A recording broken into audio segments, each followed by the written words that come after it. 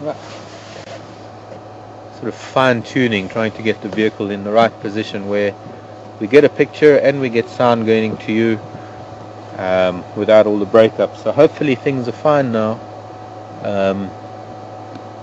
But Sylvie, very clearly, the behavior of the cats will indicate whether we're a threat or rather whether we're interfering or not.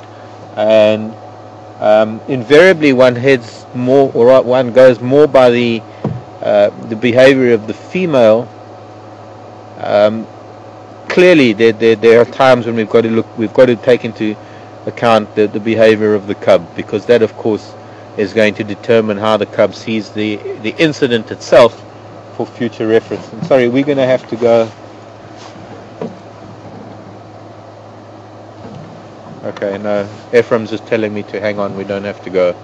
I don't know, for something he's saying we don't have to go. Maybe he's going to look for Karula. So he's saying for us to just sit tight for the time being. And we've got another vehicle, Charlie, coming in. The vehicles from Vuyatela that are coming in to have a look. And then another Juma vehicle. Charles, come in. Yeah, there's some Dulamiti that side. She was laundering one of the Mampimpans, but at the moment it's just, as you can see.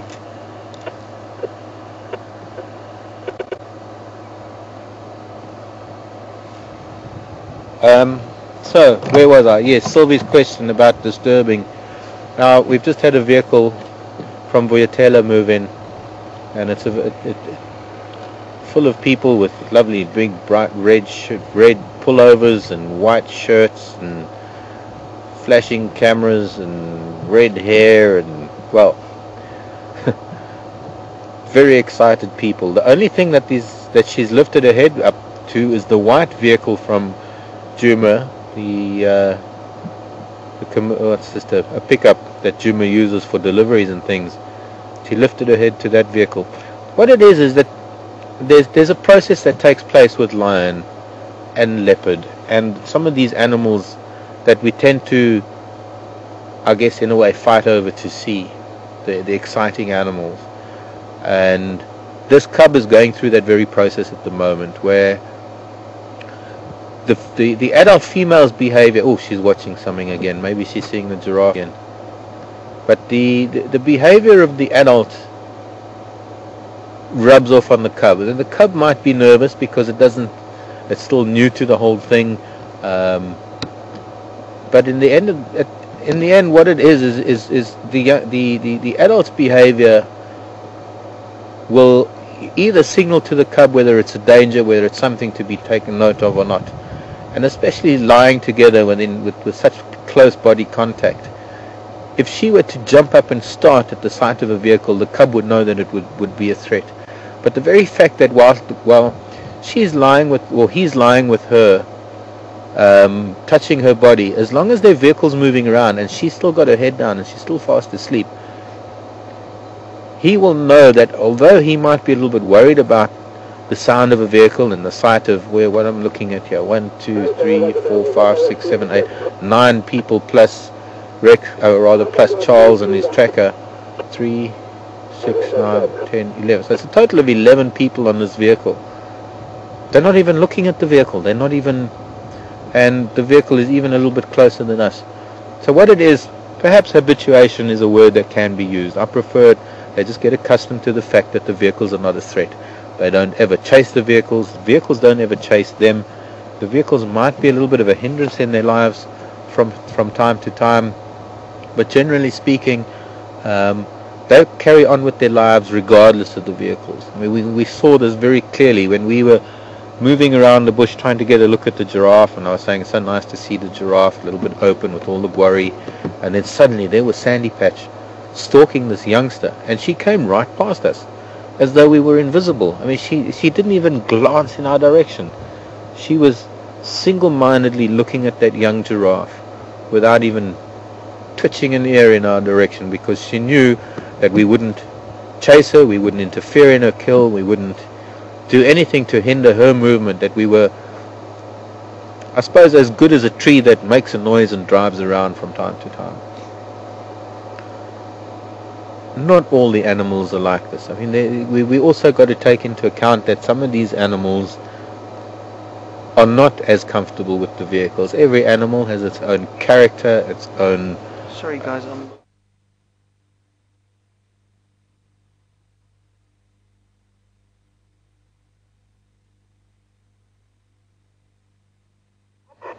Sorry guys, I just pressed insert on the camera and it went back to the last piece I recorded, so that's why you guys saw something different than we were seeing a few seconds ago. What did you press? I've got to see what he pressed. What did you press? This number 4, insert.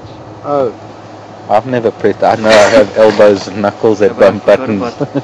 Because I assigned buttons to the camera and I forgot that was insert. Oh, okay. I'm glad you told me, because I'll try not to touch that button again.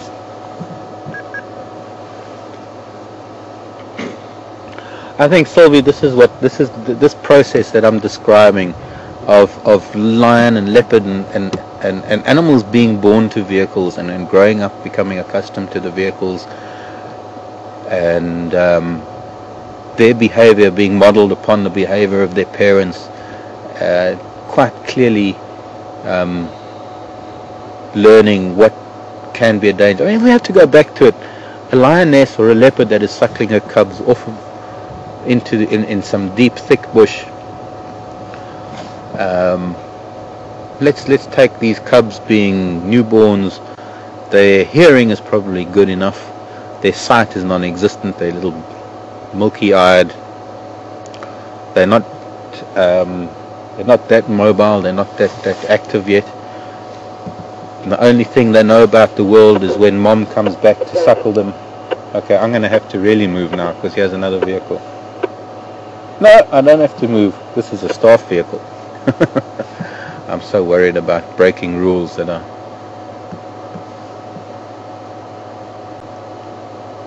These are people coming back to the gate on their way back home. In fact, there's probably Sipiwe on there. Maybe. No.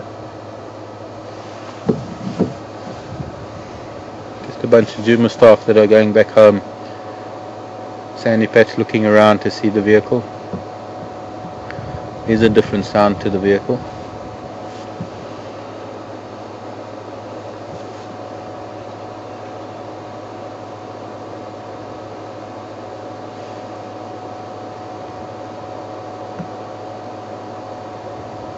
But just getting back to this whole story is that it actually starts from birth.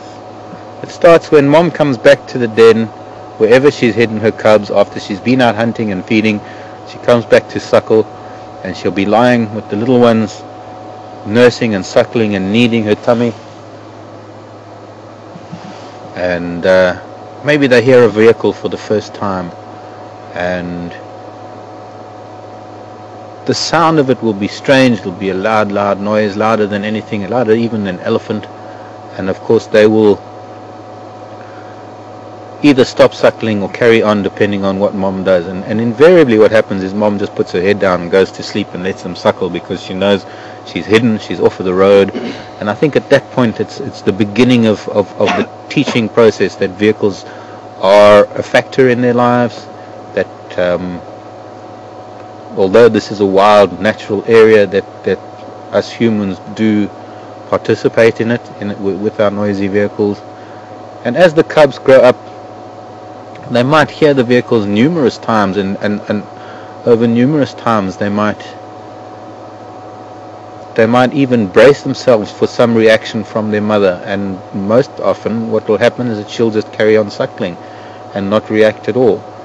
And then of course it's the first time that they actually see a vehicle, because they might have heard it a number of times before they see it. Their eyes will be open, they're running around playing. Maybe mom catches something and she actually starts calling them. They come running to her, so they're getting a bit more of an experience in life.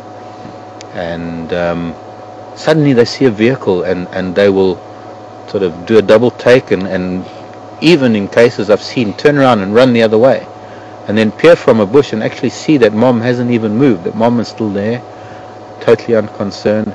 And it's that slow process that they realize through her behavior